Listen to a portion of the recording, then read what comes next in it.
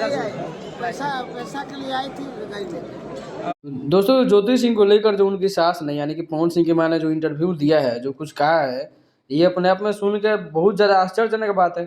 क्योंकि जब इलेक्शन का टाइम था तो सभी कोई सारा परिवार साथ में था। पवन सिंह उनको सिंदूर लगा रहे थे, आंचरा उड़ा रहे थे और आंचरा ले ली के वो जो चारों तरफ वोट मांग रही थी पवन सिंह के लिए, ऐसा लग रहा था कि परिवार में सब कुछ सही है, कुछ भी गलत नहीं है। लेकिन अब जो बर्थडे का जो मामला है, बर्थडे में ज्योति सिंह नहीं पहुंची। खैर उन्होंने विश तो किया था इंस्टाग्राम पे और काफ़ी ज़्यादा अच्छा चीज़ लिखी थी। उन्होंने लिखा भी था डियर हस्बैंड जी। और कार्यकाल चुनाव के दौरान इन लोगों के बीच में थोड़ी मोड़ी हमको यानी कि पवन सिंह की माँ, उनकी सास और ज्योति सिंह के बीच में थोड़ा मोड़ा हमको केमिस्ट्री उतना ज़्यादा अच्छा नहीं दिख रहा था। लग रहा था कुछ ना कुछ खटपट जरूर है उन दोनों के बीच। लेकिन बातें निकल के अब सामने आ रही हैं कि ज्योति सिंह ने पैसों के लिए शादी की थी और पैसे लेकर जो है निकल चुकी है रिलेशन से। अब पवन सिंह की हो सकता है दूसरी शादी हो, इस तरह के भी न्यूज़ सामने आ जाए।